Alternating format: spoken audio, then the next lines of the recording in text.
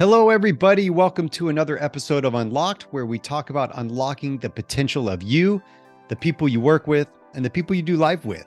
At the time of this recording, I'm offering all of you, yes, my lovely listeners, a free 15-minute communication coaching call. You come with some kind of communication problem, and I give you a solution. My calendar link is in the show notes, so check that out. Tonya McKenzie is my new friend. And it's not only because she's super fun and super cool to talk to, but because she likes storytelling. And I like storytelling. And actually, we kind of all like storytelling. But I particularly am all about hanging out with people that love to tell stories because stories are fun. And we're going to talk about the art of storytelling and the way that that helps shape communications with companies and with individuals and leadership. And that is so key and something that's probably not at the forefront of people's minds. Tonya McKenzie, she's the founder of Sand & Shores. It's a PR firm, and she's an international speaker, a moderator, an author. She's a civil servant. She is on the LA County. She's an LA County Commissioner. She is a master storyteller at the intersection of communications and leadership. She consults organizations and businesses to help them tell their story, elevates their brand awareness, builds a strong reputation. She's a PR reputation specialist. She's the host of a top 100 leadership podcast, Leaders and Learners, and is the co-host of My Morning Coffee podcast. You're going to get something out of this episode, and it's kind of fun to listen to. I'm just going to say that because we had a fun, organic conversation, and that's just what it was, a real good, organic conversation. So I appreciate Tonya, and I appreciate you for being here. So here we go.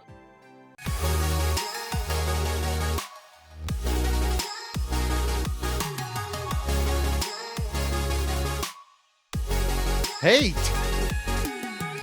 Hey, how you doing, Skot? I'm good. Thanks for waking up early to hang out with me. I really appreciate it. Because you woke up early just to talk to me, right? I did actually today because I thought about sleeping in, but I knew I had Skot on the calendar, so. That's it. You did your hair. It's like, oh man, you did it all up. I appreciate that. There's a specific thing we're going to talk about today that, coming from the brand strategy background and doing a lot of work I did with corporations and learning how to tell brand stories and how to connect with their audience, etc. Storytelling was a big part of what we did. It was a big part of understanding kind of the hero's journey and where do you go and how do you do this and what's the problem you're trying to solve for your customer. But I've never really talked about it from a leadership standpoint. So here we go. Let's do it. Tell me why we should even listen to you in the first place. Well, my experience is extensive. I'm a gun violence survivor. I have 4 children and a set of twins. So I've learned how to survive the insurmountable. A set of twins. So one set of twins wasn't enough. You had to have 2? No, I had 2, and then I had a set of twins. So my okay. child count doubled. So I don't know how you feel about kids, but to go from 2 to 4 is like insane. First of all. Yeah. And then I had to realize there are people that actually pay doctors to do this to them. Oh my God. Yeah. So I always think about the people that go from 2 to 3, and I'm like, you just messed up your whole roller coaster ride. Like, who's going to ride with that kid? That kid just has to sit on the bench and wait for everybody else to ride the roller coaster first. But you did it smart. It was like you just doubled it. So now they have a partner to ride the roller coaster with. I mean, that didn't go over well with my husband because he's very money-minded. So it was kind of awkward for a while. Okay. Little contention there. Why did you have to have twins? So yeah, that whole thing. Like, you didn't know this was going to happen. And I actually, listen, I have about 11 sets of twins in my family, but you don't realize that you start counting. But even if you know that, you never think it's going to happen to you, right? And I think that is a culmination of most of our experiences in life. No matter how possible you think things are, you never think it's going to happen to you. And then it does. And you're like, what? So, in regards to storytelling, though, I have to be honest and say a lot of my experience comes from being thrown in the fire and trying to figure it out. And I think many of us have had that experience on jobs and in situations, whether it's nonprofits and you're volunteering. Nobody ever has really a good blueprint to share with you. You have to figure it out. I worked for the YMCA, my first job out of college, and they needed to raise money for a new building. I moved to this city called Oak Lee. And most people in the Bay Area, I'm from the Bay, moved to LA, moved back to the Bay after graduation. And I moved to Oak Lee. Me and my husband bought our first house there. So when I was telling my friends, they're like, Oak Lee? You mean Oakland? And I'm like, no, actually, no. It was a town becoming a city. So I don't know how many people have that experience, like moving to a town that becomes a whole city. But that's when the market was growing and things were just growing exponentially. And they needed to build a new center, but they didn't have the money. So they hired me to be the associate executive director. And you're fresh out of college. I'm like, oh my God, I'm going to do this thing. They hired me to be the associate executive director, but they didn't have the money to pay me. So I agreed to something, but I didn't have the money for it. All that being said, I learned how to build my position. So doing a lot of market research, a lot of phone calls and cold calling, but you learn how to build community. We eventually raised over $1 million and opened a new facility. That's now I can go back. And it's like a whole town center now for kids and older people and active older adults and senior, it's a whole thing. But it started out as this it was actually under a restaurant. It was just like a box under a restaurant. They were like, this is your YMCA. I'm from San Jose, California, so I'm used to really big YMCAs. So when I'm there, I was like, I felt like it was a bunker. And it was a town too. I was like, do they bomb here? Like, what is going on?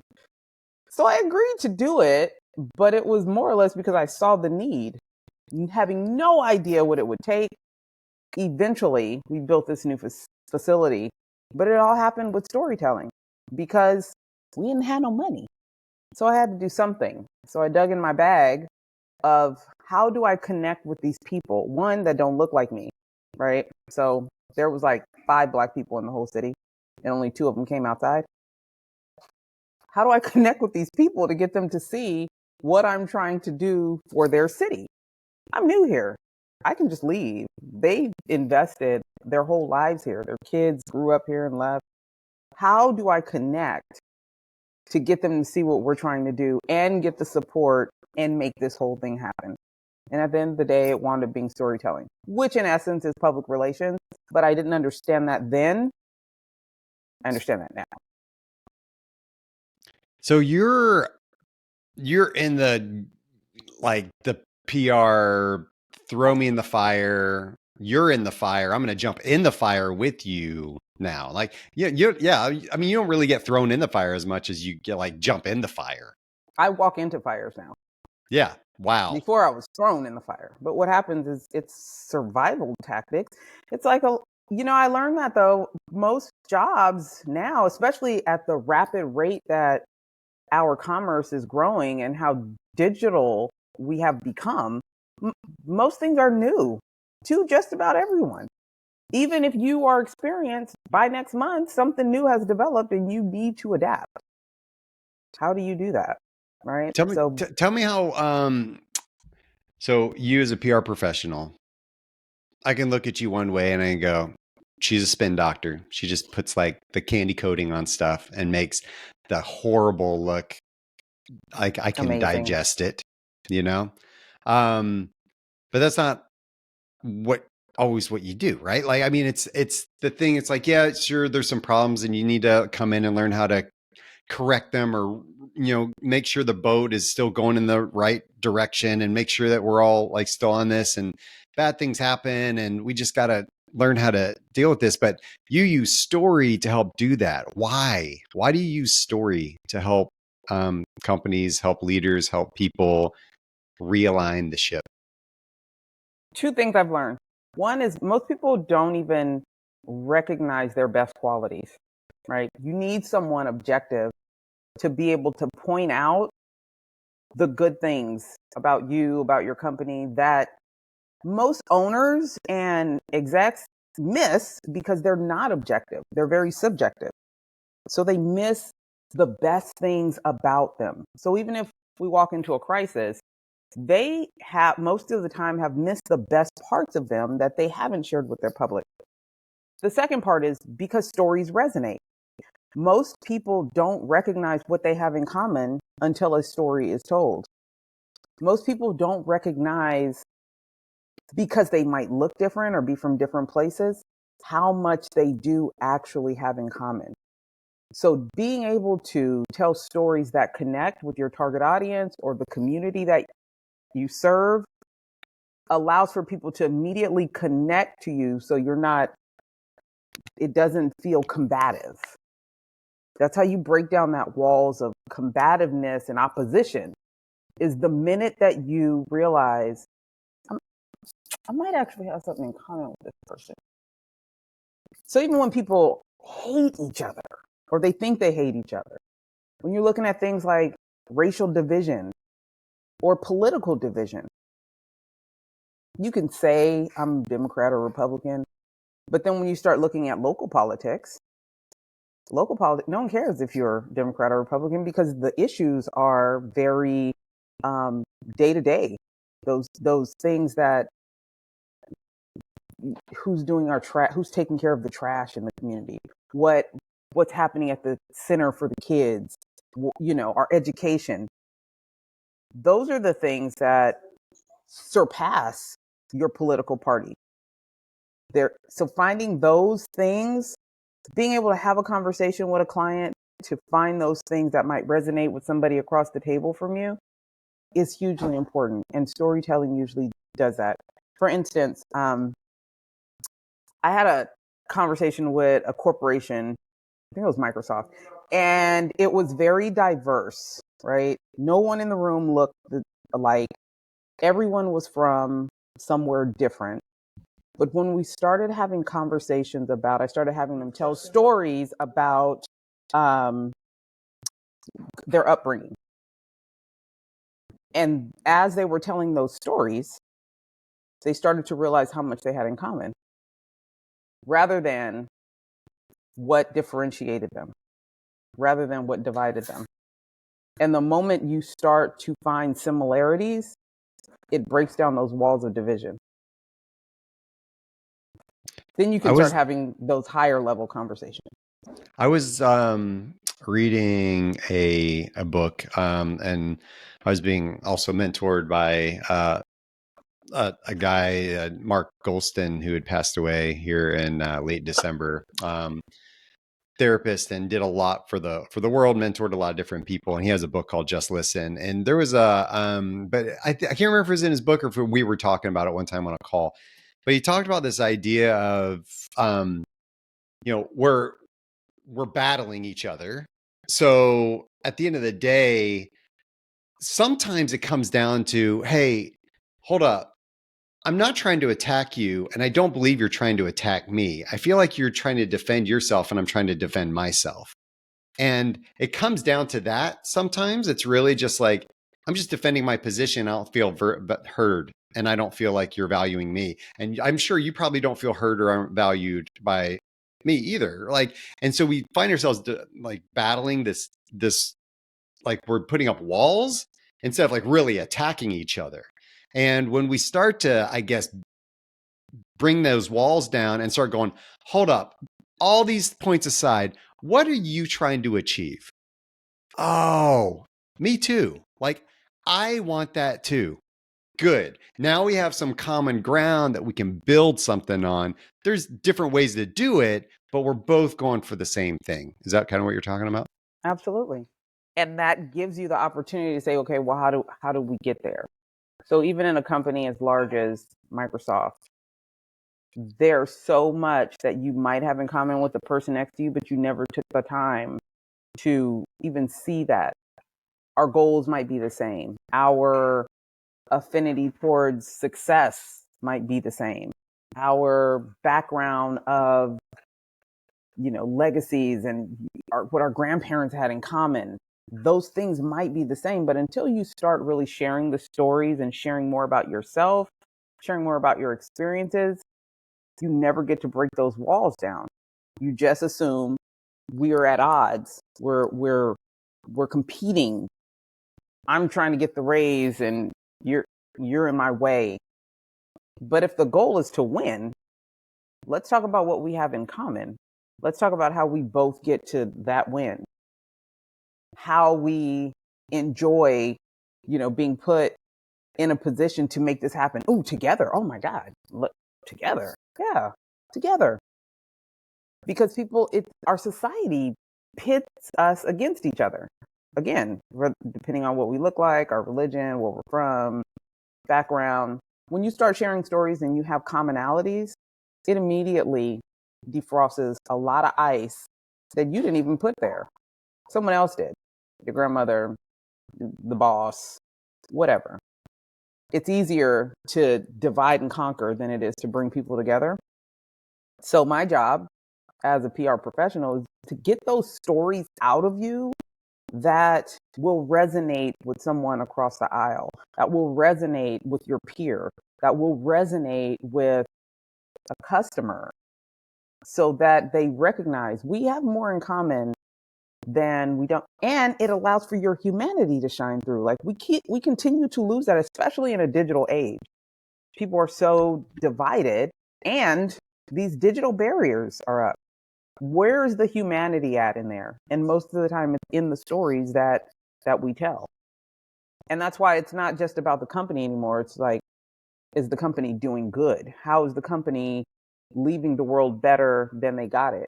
And then what are those stories? Because those are the stories that are going to be impactful to people in the organization that buy in and the consumers that you're looking to be raving fans. All of those things matter. It lets people know who you are because no one's perfect. But when you're able to magnify the humanity of someone through the stories that they are a part of, it allows for your errors to be seen as human instead of malicious or negligent. There's just various different ways to melt ice and bring people together if we just allow ourselves to do that. And it's hard. Like that's really hard because we're not taught to be emotional. We're not taught to be, even though we use the word transparency all the time, there's like transparency with a little secret in there. Like, what? And I have to, as a professional, hear that and be like, I must be missing something. I must be missing something. And usually it's something in the story that a person is afraid to reveal because it might reveal some vulnerability. So storytelling is about releasing the vulnerability and transparency in the stories of the lives that you are impacting or have been impacted by. So if I'm a leader of an organization, I'm a leader of a team, whatnot, how would I go about being more intentional about using storytelling to bridge divides on my team, get people more engaged, help them understand that here's a good one. You ready for this one? I'm going to throw this one at you. There's layoffs, right? Reorgs, whatever's happening. And there's multiple. It's not just one. Maybe there's this one, and then in a few months there's another one.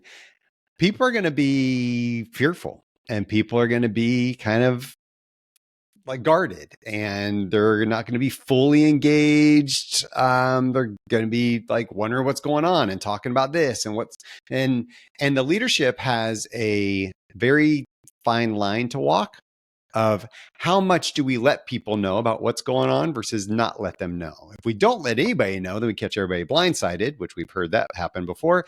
And then if we do let everybody know, we may be letting them know too much, and then they go leave, and there's other people. Like, how would that particular leader use storytelling to help bridge that gap of pain?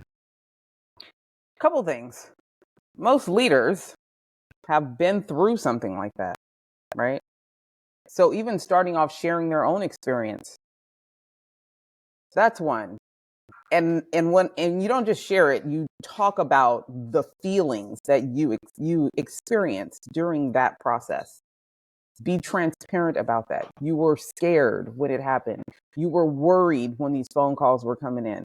Using words that resonate with your audience, which are the people that you're about to lay off or your company. Being transparent about where the finances are, if that is why you're doing these layoffs, right? And then here's the kicker.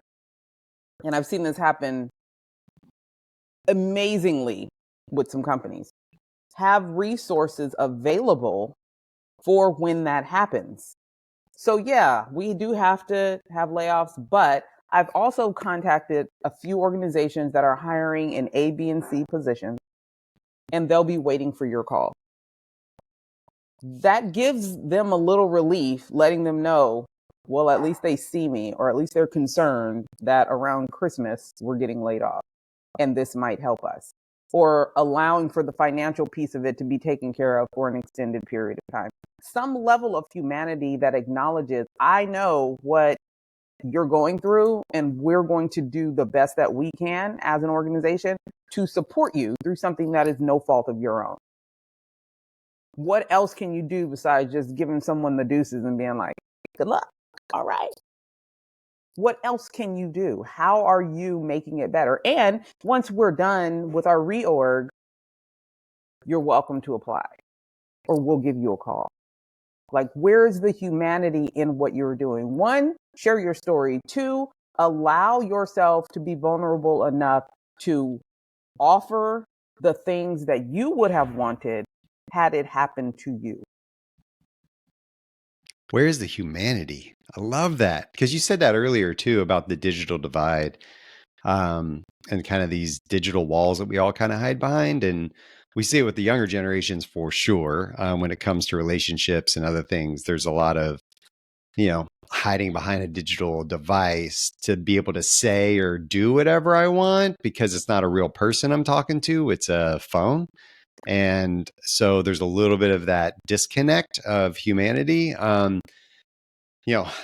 Video conferencing or whatever is kind of a step closer, but it still doesn't mimic the real thing. Right. And really being able to help empathize, sympathize with others is truly powerful. And I love that thought. It goes back to this idea that I always talk about, of being for others rather than for yourself, or against others. And people can sense it.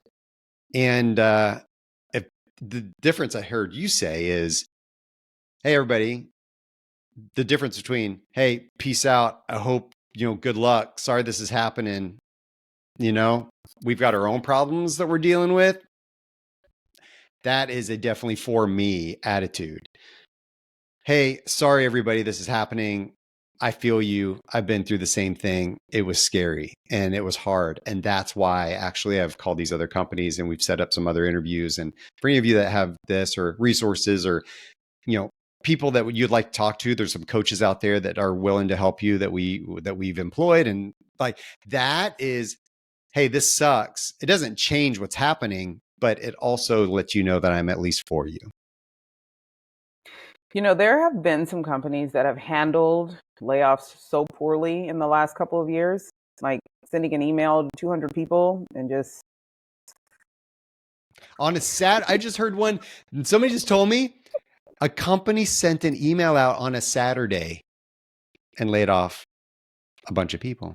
And I was going, wow, that, like, first of all, you made me work on a Saturday to send that email, unless you put a delay on it or whatever. But there was like, where was the strategy in that? I don't know. I'm sure there was some strategy, but. Or you come to work and your key fob's just not working? Yeah, that one. Hey, can somebody let me in? No. Actually. Yeah. And here's your box of stuff. Yeah, here's your box of stuff. Oh my gosh, that's crazy. So yeah, those things, they matter. They really matter, because it allows for people to heal.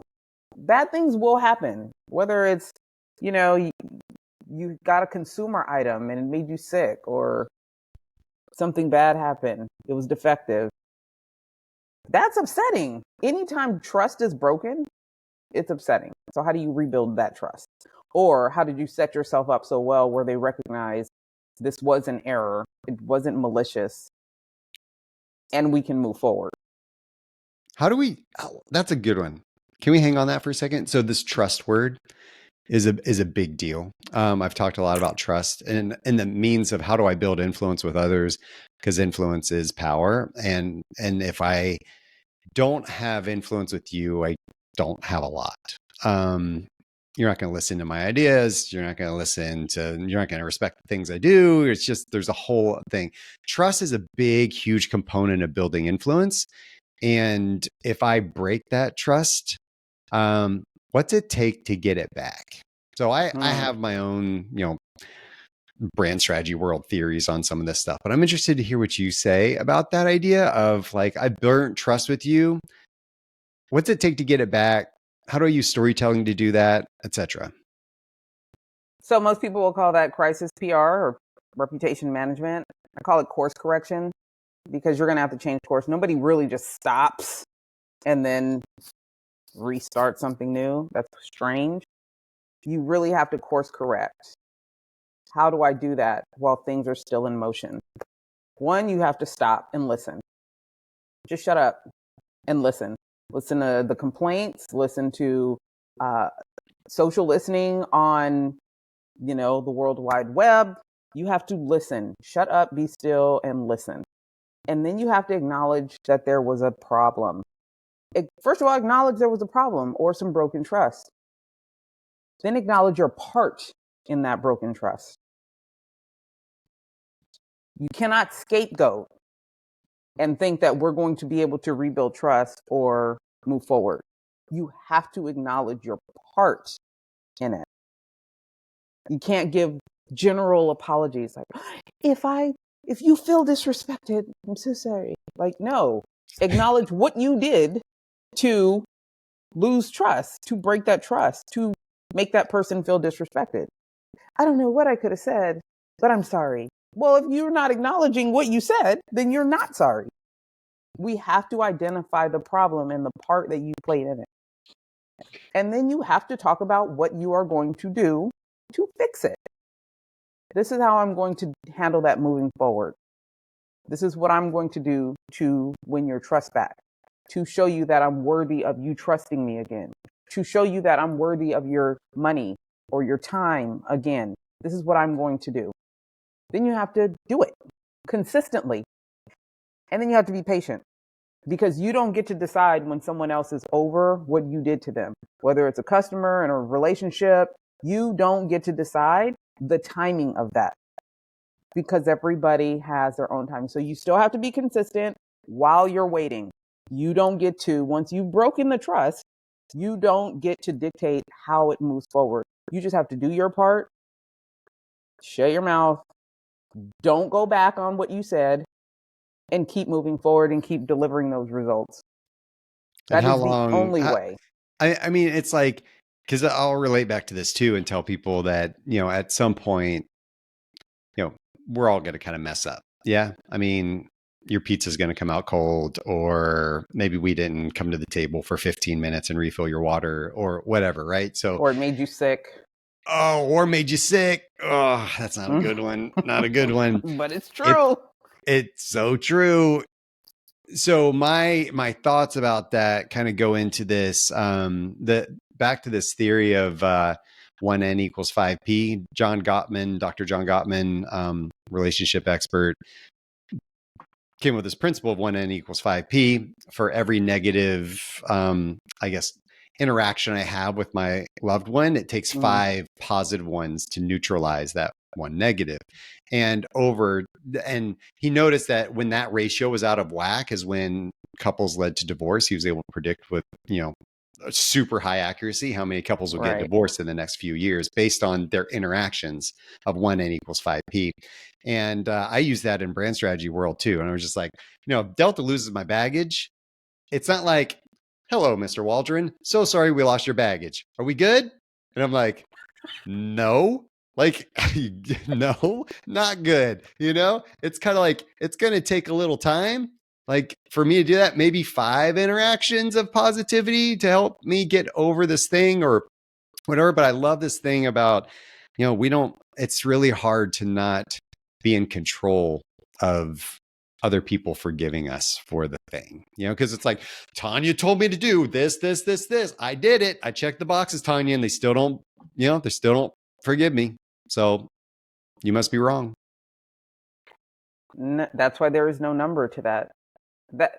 And everyone has their about 5 times.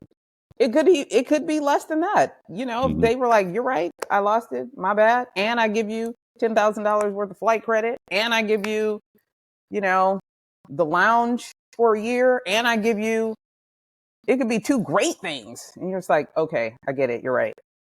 Okay, I understand. You're sorry. I understand it was a mistake. If they're also telling stories throughout their time in business about other things that they've done that have positively impacted people, you're going to be less like worried about, should I even bother forgiving them? Because they're out in the world doing good, they're impacting lives, they're donating to all these causes, they're like doing amazing work. So it was a mess up, and they've identified the employee that did it, and we've rectified how A, B, and C happens to make sure that doesn't happen again. You're going to be like, okay, you're right. I've been with y'all frequent flyer with y'all for 10 years. I've never had this before. You're making up for it. And I know you're out doing good. You're less likely to be like, I'm still not. Okay, 20 times. No, you've been with them for so long and you've seen all the good that they've been doing consistently over the years. It's probably going to take even less than the 5, right? But when you're JetBlue and you messing up all the time, there's fights all over the place, and you losing luggage all the time, and they say I'm sorry, and they give you $10,000 in credit, you're still gonna be like, man, I don't trust you. This episode brought to you by JetBlue. And right. Oh man, no, I think that's so true. But that's where it bridges, I believe, into the realm of trust versus loyalty is, and I think that's a difference between dating and marriage in a way, right? Is, dating, I'm going to probably be less forgiving of you talking to that waiter wrong or wearing the same clothes over and over and over and over and over again. But, when I'm married, I can wear the same sweatpants 5 days in a row. And, kind of give me a pass on that. And I think that when we're loyal, there's some exceptions to the rule. And loyalty. And I think that comes with my heart is now with you. And when I see the stories you've told, when I feel the stories you've told, and I believe that they're not just a bunch of smoke, some of it may be smoke, but when I believe that there's also some good you're doing in the world, whether it's smoke or not, I still see the good and the impact, and it connects with my good, then I'm willing to forgive you on some things. Would you go there? I would go there. I will go there. What is the what do you think the biggest problem is that leaders face when it comes to I guess adapting to the idea of storytelling or understanding when stories need to be told? Sometimes leaders have removed themselves from being the face of an organization, being on the front lines, that they forget how important it is. That's really it. That's why you have organizations that do really well, because their leaders might stay in front. They stay on the pulse of the consumers. They stay involved. They're still talking to people. They're still interacting with lower level teammates and all the way through the organization, still, actively listening to what consumers or supporters might need. Particularly when you're looking at like government organizations and civic organizations, nonprofits, those CEOs, those executive directors, they need to remain connected. And that's where you can tell where the leadership divide is like, don't get too far removed. Don't get too far removed from the people that are really making it happen for your organization. Because not only what your organization is doing is important, but the people that are in your organization doing the work are important. So just don't ever get above it. I love that. I was I guess I've been in that world of trying to help leaders understand that they're, the people lower down on the totem pole are also sitting there thinking about, and just like, I never get to talk to that person. That person's too high up, right? That person is, I, I don't have anything to add to them, and I don't know why they would even listen to me. And that type of organization where we create that divide and that distance is what creates silos and toxicity and us against them mentality. And until we realize, and I love that those, like, paint that example of what you said of being front and center, the leaders that aren't hiding, that not necessarily that they mean to hide, but that's just end up what they do. Then maybe they're not comfortable being out front. Maybe they're afraid they are going to tell the wrong story and disconnect some people and lose a reputation. And but it goes back to the vulnerability thing that you mentioned too. So, who does really well? Leaders that do really well are leaders that started at the bottom because they recognize it, right? Not those that just came in at the top, but those that really started as a frontline person, whether it's a nonprofit organization and they were a program director and now they're the executive director, or someone that's now a CEO, but they started the company, so they know what it took to get there. Those are the people that do really well because they recognize the struggle, the sweat, the sacrifice that is made to get an organization to that level. They've had failure, so they know what that feels like. They've tried to build a family while building a business. All of those things resonate. And then those are stories that you can tell that resonate with your team. But if you haven't had that experience, how can you tell that story? Like, we have a mayor. Well, he recently passed, but he ain't got no kids. So when I would talk to him about youth programs, nothing clicked. And nothing. There was never a moment where it's like, oh yeah, we should do that. No, it was never. And most of our leadership here in city council, they don't have kids. Maybe 1 out of 5, maybe 2 now. We have 1 woman out of 5, but they don't. So for the rest of the constituents, they're just like, and then when things go bad and you have to explain, you're not saying things that resonate to people that have kids or families because you ain't got neither one. So it matters. Like, it 100% matters, the stories that you can tell that resonate with the community or the customers that you serve. That's the first part of storytelling, is connecting immediately. Don't drag it out. Say something that triggers a response. Say something that triggers them to connect to you, and then go on with the rest of your story. But if we ain't got nothing in common, or you haven't even took the time to identify what we might have in common to tell a story that resonates, there's always going to be a disconnect. I think about this a lot in public speaking too, and this is something I've had to learn. I'm still trying to learn it as a professional speaker is, and maybe you have the same experience of, and you're probably a lot better at it than I am. I'd love to see you in action, but it's kind of this, how do I connect with the audience immediately? Because they don't know me and I'm getting up on stage and they're thinking, oh my gosh, please don't let this be a boring talk. Or like, they want something out of it. They have no idea what they're going to get. Like, those first moments are going to make or break me. And how do I immediately build trust and some connection with them is the first thing that I'm trying to think about. So I love that you said that. I don't necessarily think I was intentional. Maybe I was intentional about it, but the way you put it, I think is just another level. So I'm going to be thinking about that in the future. So thanks Connect. for that. Just jump right in. Love it. If this has been a wealth of gold, and I loved kind of the organic discussion we've had about this topic. We didn't get to talk about your LA County Commission position and the things that you're doing there. You've kind of mentioned a few things here. That's part 2. We're going to have a 3-hour episode all about that. So get ready, everyone. Here it comes. I really appreciate you being on the show, Tonya. People want to connect with you. They want to figure out how you can help them tell their story, whether it's a personal brand standpoint, a corporate standpoint? Like, who are you working with and how do they get in touch with you? I'm pretty consistent. So on all social media platforms, I'm Tonya McKenzie, PR. You can Google me. It's really easy. My company is Sand and Shores on all social media platforms also.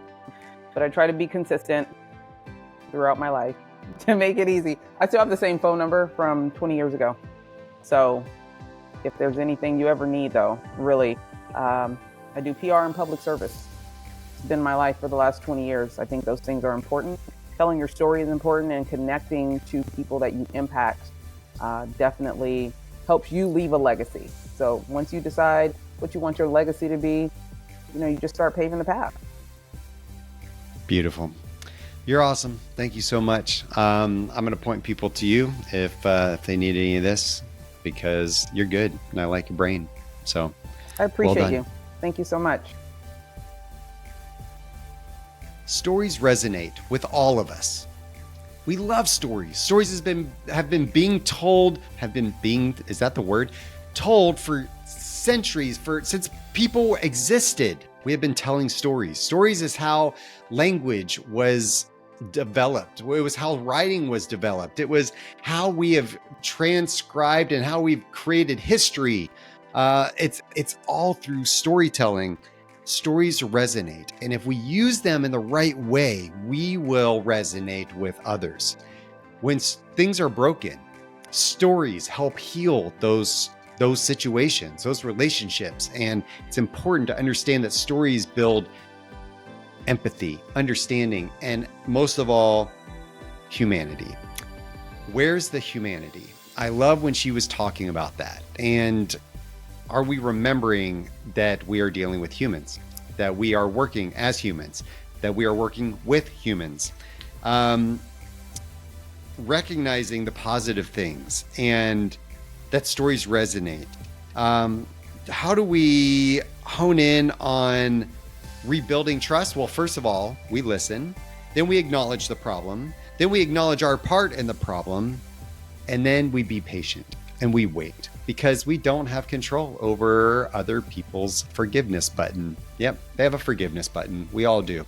And at some point they're going to push it and it'll be like that little moment. But until then, we wait. And we cannot push that forgiveness button for them. They have to push it themselves. If you want to find out more information about me or check out the show notes where there's going to be more information and links to the things referenced in this episode, visit skotwaldron.com. And lastly, I'm asking for a little bit of love, just a little bit. So please take a moment, follow, rate the show. The algorithms like that. It helps me get the word out. I really appreciate it. Thank you. And until next time, stay unlocked.